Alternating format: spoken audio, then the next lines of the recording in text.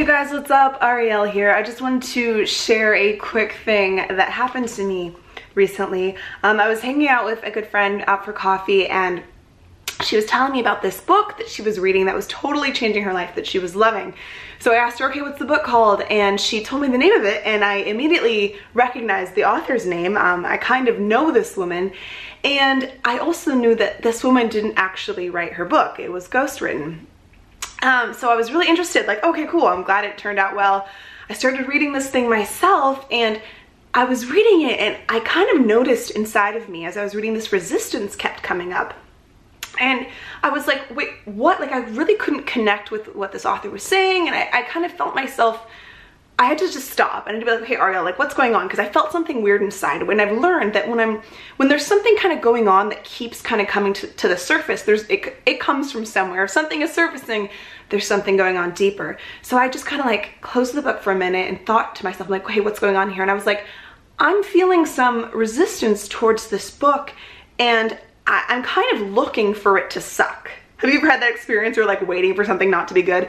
I found myself picking it apart, being kind of a harsh critic of it, waiting for something to disappoint me. And I wasn't okay with that response, because I'm like, you know, I want to wish my colleagues well, and I want to be like supportive. I would never want someone to read my book and think that about mine. So I was like, hey, that's not cool. Like, I'm not okay with reading this and also be waiting for it to suck. I want to be wishing people well, as we all should want to be. We should want everyone to make their best work. So I was okay, just go back to reading, and I noticed it again, like the same pull, the same thing inside of me was surfacing. So I was like, okay, Ariel, take a deep breath, center, figure out what's going on. And as I was sitting there, I was just kind of asking. I like to go down deep in my soul. I kind of imagining them like fishing inside myself to see kind of what's beneath there.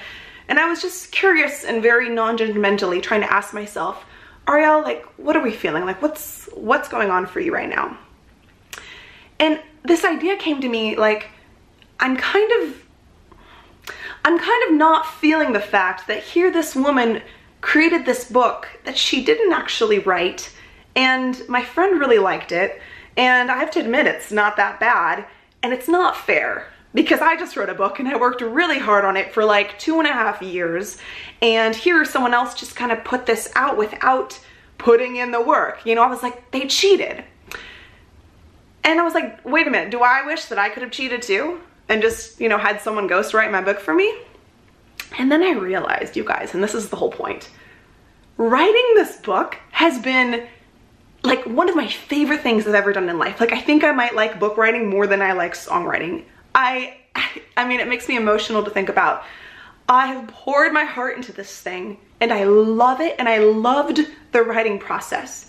And as a creative, as someone who makes a living being a creative, sometimes I don't always love the process as much as I, you know, wish I did. Like, it's kind of embarrassing, but sometimes it feels like work, and sometimes there's push through. And yeah, there was a lot of work in this, but a lot of it was just magic. And I would be sitting there writing it at like 3 in the morning thinking, oh, I love this. Like, this is one of those things that lights me up. This is one of the reasons I was made, was to do this, and here I am getting to do it. Like, it felt so magical, that process. And you guys, I mean, I wouldn't trade that for anything.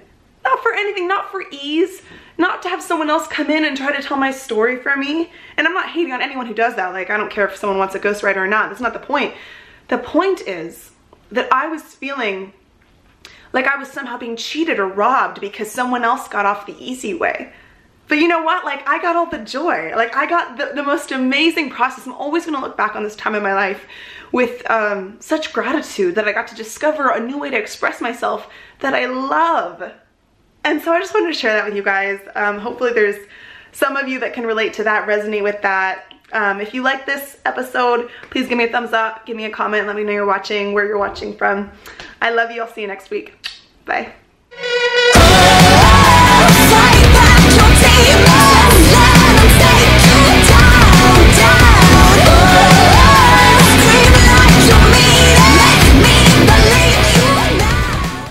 Such gratitude that I got to discover a new way to express myself